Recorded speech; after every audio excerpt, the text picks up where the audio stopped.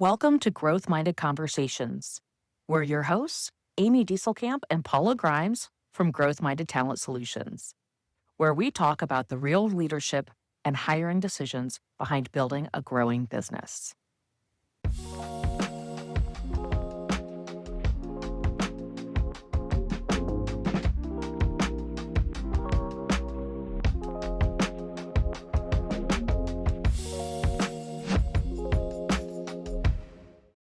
All right. Welcome back, everyone, to Growth Minded Conversation. I'm your host, Amy Dieselkamp, and I am joined today by Alyssa Kopp, one of my wonderful colleagues. How are you today, Alyssa?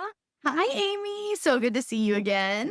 I'm excited today. We're continuing the conversation on our DISC personality profiles. Quick recap for those out there that may or may not have caught some earlier episodes. The DISC personality stands for drivers, influencers, security, and cautious. These are the four big rock personality types that each one of us are made up of. And depending on the mix of these four personality types makes up your own individual styles. So today we're going to be talking about one specific type. But before we do that, I just want to give everyone a little replay of what I like to call the elevator analogy, which is an easy way to kind of describe these four different personality types in really general broad terms. If you were to personify each one of these four personalities and put them in a situation where they were walking down a hallway to get on an elevator, your D personality or your driver would be the person who's at the front of the group. They're walking fast. They aren't paying attention to if the group is following them. They're just going to trust that they're coming along. And they get to the elevator bay first, and they are the ones pushing that button to call the elevator. And if it doesn't come soon enough, they're probably pushing it multiple times, checking their watch and checking their phone to see how long is this going to take. And every second feels like an eternity to them. And then amongst the other three, your I personality, your influencer, they're chatting with the rest of the group. They're following along. They're keeping up with the D, but they are paying attention to the people around them. They're asking questions. They're telling a story about their weekend. They're trying to get people to laugh and be engaged. They want to be in the middle of the mix, right? So, and they're more interested in connection than making sure that the elevator comes quickly. And then your S personality, they're the person that when everybody gets in front of the elevator and the doors finally open, they take a step back and they make sure the rest of the group gets on the elevator and that there's plenty of room for everyone and no one gets left behind. If the elevator were small and you couldn't all fit on, they would also probably be the person to volunteer to stay behind and let the rest of the group go on together and they'd catch the next car. And then your C personality is the person who gets into the elevator, looks for that certificate to make sure that everything's in compliance and up to date.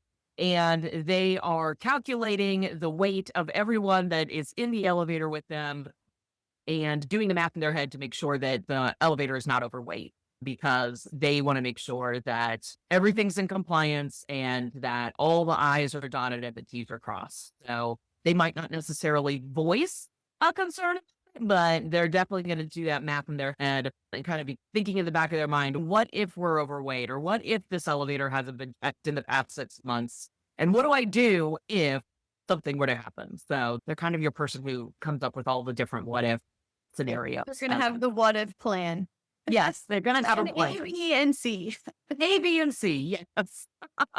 But today we're going to jump into one specific personality type. Alyssa, which one are we talking about today? So today we are talking about the influencer personality type. So we are going to do a little bit of a role reversal here because it is Amy who is our high I on our team. Excited to kind of walk you through and learn about you and your high I personality. So tell me a little, Amy, how does your personality show up? Where do you see this influencer kind of personality style show up in your day to day? Yeah. Influencers, I think, I love being with people. I love connecting and making those like relational connections really strong. I feel like I'm somebody who never meets a stranger, right? I can have a conversation with just about anyone. I get in an Uber, the driver wants to talk. I'm totally fine with that. Like, I'll have a conversation with anybody. I also have a really easy time communicating my ideas and my thoughts. I don't necessarily need to have like a whole big planned speech when making a presentation or going into a meeting and talking to a group because verbal communication just comes so easy to me that it's really, really easy for me to connect and talk with people and influence, right? I find a lot of value in being able to help other people adopt an idea or see my point of view. So I don't think I'd go so far as to say I'm argumentative, but I am a strong verbal communicator and I'm happy to get into as much detail about it that someone might need or keep it high level if it's a D type personality. They just need the bullet points, but I can kind of adjust my communication or my speech pattern. But my goal is always to win people over and to bring them into my way of thinking. So what I'm really hearing is that you are a really great collaborator and at the same time, right, you like to kind of influence, right? You will have an opinion. If somebody asks if you have an opinion, you will have an opinion about it. Yes, right? I will. And right, it seems like people being around people and working with people really fills your energy cup up versus draining, it, which can be very different for some of the other personality styles, right? Wow. Yeah. Is a high S, high C. I think of it as my like social light switch. I have to turn it on, right? And in certain situations, I got to turn that light switch on because I know I need to build those relationships. But man, like I like turning that light switch off at the end of the night so that I can like recharge because that social aspect, that influencer aspect kind of drains me versus it sounds like for you, right? You never meet a stranger. So you're constantly kind of filling up your cup in that way. Yeah. And that can be so great, right? Like there are a lot of different industries that need those types of personalities. Real estate being the main one, right? Like you need to build those relationships with clients, with your team, right? There's so many different parts of the business where you need to build up those relationships. Definitely. I will say the big drawback when it comes to my personality type is because we're relational and we are good with people and we build relationships easily and can be very social. I think people tend to put us in the same bucket as a high B personality and say like, oh, you're like, you must be good at sales. And that's kind of the catch-22 of my personality type is because we love to influence people, it comes from our deep fear of being rejected, right? I would rather figure out a way to get you to agree with me than have you tell me no or say I see it a different way because rejection is my biggest fear. So while we can be great people, Yeah. it's not actually, it can be tough. Yeah. It's tough for us. So we tend to be the people, I think your real estate agents who they build their entire business off of their sphere, right? And it's like, hey, 90% of my business comes from referrals and repeat business. Naturally, right? Came naturally to me. Those are your high I agents because they never meet a stranger. They always talk to them and they let the business show up. They just keep that relationship really healthy and really natural. And people want to bring them business because they enjoy working with them and being with them. Yeah, absolutely. Knowing that your biggest fear is rejection, right? And we are in the real estate industry here. When that fear of rejection, how do you work yourself through that? Or how do you work with it, you being in operations? How do you help team members work through that fear of rejection? Or if they have been rejected, how do you work them through that so that you can get them back into feeling confident? Yeah.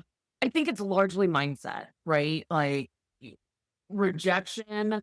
I think about it this way. You have to be able to put rejection into a box, right? And kind of like compartmentalize it so it doesn't seep into everything, especially early on in my career when I was just getting started in real estate. One bad phone call, one rejected offer, one rejected lead it could completely derail my day. I didn't want to do any more lead gen. I didn't want to do any more phone calls. I didn't want to have any more conversations with people because I was so in my head and in my feelings about that one conversation. So I think finding ways to compartmentalize and isolate that single rejection to keep it from influencing the rest of your day or the rest of your interactions with people is really important. So dissociating from it, right? Like, it's not me. They Yeah. didn't reject me. They rejected the offer. They rejected the timeline. They rejected something about the conversation. They didn't reject me personally. And I think that's where eyes take things really personal. We are, because of our high relationship with others, I think we have a really high relationship with our own self. And self-centered isn't the right way to say it, but it is like You want people to like you, right? So that Yeah. rejection, when they say no, it's like, oh, but why don't you like me?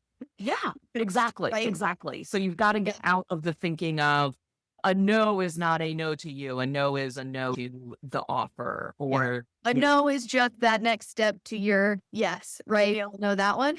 yes. And everybody's mindset, right, shift may be a little different, Mhm. right? So, from a leadership perspective, how do you kind of figure that out? And how are you best led as a high I? What's your favorite management style? What has worked well for? This is going to sound so ridiculous, and I can't believe it's coming out of my mouth on a podcast, but I'm going to say it anyways. Kid gloves, honestly, Yeah. like positive reinforcement, way better. Give me the carrot, don't give me the stick. Always lead with what did I do right? Where am I excelling? How am I Okay. making a difference? How am I bringing something that nobody else is bringing to the team, to the table? And then once you kind of like, okay, Amy, like, overall, I like you and I think you do a good job. And now here are some things that like Yeah. specifically I need you to do. Feedback sandwich, right? Where it's Yes, just, it's that sandwich. let me compliment first. Let me give you some feedback here, some critical feedback, and then let's end it again with like the nice compliment and a bow. And Yep. totally understand from that high I perspective how that is the best way to provide feedback. Yeah. And I think too, like I am a high S, so like I always want to help. I come from a place of wanting to help people too. But I think this applies to people who are high I's as well, because of our need to feel liked and accepted. If the criticism or the critique is delivered in a way of it would help me out, or it would help the team out, or it would help your clients if you would do this, or if you would show up this way. Now it kind of puts into a larger concept of like, it's not because you don't like me or I'm not doing my job well. It's Yeah. because by doing this, I'll actually be even better than I already am. Like that kind of context, you'll have a guy eating out of your hand all day. Yeah. Because it's almost kind of like a Hearing- compliment. Yeah. Yeah, exactly. I'm hearing it's being really intentional with your words, right? Your Mhm. high eyes don't want your casual here and there feedback or bad news, right? We want to Yep. be structured with how we talk to them, especially when giving feedback, so that they don't take things personally. Yeah. To be move fast, Totally. we talk fast, but we will replay conversations in our head and analyze them. Yeah. Right? Like it comes out of our mouth really quickly, but then the rejection happens or the negative feedback Yeah. happens. And we go and we analyze and parse every single word of that conversation, trying to figure out, right? Like I had just said it differently. If I had just come to the meeting with Yeah. just prepared, like, could I have avoided that conversation, critique, that no, whatever it Right. is? So yeah, I think a leader definitely has to be intentional to keep them from shutting down. Right. I also It brings it back to not just what high eyes fear, but what they're actually motivated by. That flattery, that recognition, opposite Yeah. of rejection. And understanding that as a leader can be really helpful when trying to motivate your high eyes. It's not that they don't want feedback, it's just providing it in a way that they're going to internalize it in the right way. Yes. Right. And make them productive on it and not make that an internal thing. I think, flipping the viewpoint as a leader, we also need to be really careful because we fear rejection so much that it can be hard for us to also give critical feedback to others. I don't want to hear it. So why would I want to tell it to somebody else? So I think, the idiom clarity is kindness. It's something that as a leader, I have to live by, and I have to keep that front of mind, because I can really easily in my head spin the story of, it's not that big a deal. I don't need to have that tough conversation. I want to move away from that hard truth. But having those conversations early, having them when they're tiny things, not big things, is always better. And your team member will appreciate actually hearing from you. And I have to tell myself, this is making me a better leader, because hard conversation actually making me better. And I kind of have to pump myself up when I'm going into those calls. Yeah. Totally understandable. Kind of bringing it back to, right, the high I's, they are the social, they want to be accepted by people, right? They can be a really big part of your team's culture too, right? When we think about sitting down for team meetings, and your high I's are really good at being able to bring the whole team together, right? And bring in that culture aspect. Have you noticed that with team members that you have managed, or with clients that you have worked with, where that have really leaned on your high I's for that? Oh, yeah. Whether it's a team meeting or I'm doing like a big group training, on stage in front of a room, I try to identify who are my high I's, and they're the people I'm constantly making direct eye contact with. I'm nodding, I'm watching for them to nod back, right? Like, they're the people that are going to give me my energetic feedback throughout my presentation or throughout my meetings. They're going to be the people that at the end, they probably don't have a question, but they're going to raise their hand just to like make a statement or share a story. And it's like, yes, I need that, because it gives me the feedback of, okay, people got something out of this, and this is a worthwhile training or meeting or whatever. But also, like, it just keeps the rest of the room engaged too. It's not just me talking to a wall. So I need those high I's to bounce my energy back off of, in a way, when I'm in my meetings or in my large training groups. So, Makes sense. and they are, right? We are the people to deliver essentially a performance, it feels like sometimes. And if I'm in the audience, I want them to know, like, you're doing great. Yeah. You're doing great. That nonverbal feedback. Yeah. So, yeah, that's 100% a high I all the way. Yeah. Is there any advice or anything that you would want to say to all of our high I's out there who may be realizing that's their personality style? Yeah. I think, in addition to what I've kind of already said about receiving and giving feedback, I think I would say to a high I, lean into it when you're feeling like maybe I'm too much, or I'm too, like, I'm the only one out here on this island, like, being like showing my personality or being out there, because I've been in situations before where I've been the only high I in the group, and I had the feedback of, like, thank you, because you got me to open up, or you got the rest of the group to kind of loosen up and engage and talk. So I think sometimes Sometimes, it right? only takes one. And Sometimes everybody up, takes it one. only sometimes takes one. Yeah. So I would just say embrace it. Like, we are quirky out there, people that have big personalities, and just keep looking until you find your group, because you'll find a group that, even if they are 12 high I's, like, I'm the only high I in our little team. And I love working with everyone every day. And I feel like I bring something different to the group than the D's, the S's, and the C's out there that, if I were to hold back or rein it in, it wouldn't serve me and it wouldn't serve my team. Yeah, exactly. And I know we've touched on this in previous podcasts, right? You're not in a box being a high I. Everybody shows up differently in different situations. And that's what makes having different personality styles on your team so great. You get the different perspectives. You get to have those brainstorming sessions where it's like, oh, I would have never thought of that. Yeah. So glad you brought that up, right? Let's actually do that. Let's take action on it. So we do all balance each other out, and we're not all in a box. And depending on the situation, we show up a little differently. Yep, exactly. So yeah, embrace whatever personality type you are, and look for Yep. personality types in your group and figure out ways to support and lean into just connecting with them where they're at as well. Yeah, absolutely. I've so enjoyed chatting with you today, Amy. Thank you so much for reversing the roles with me. Yeah, this was fun. I liked it. Sure. I was like on cloud nine today. I just Yep. want to talk about me. My high C needed to be a little more prepared, so I appreciate you being flexible with me.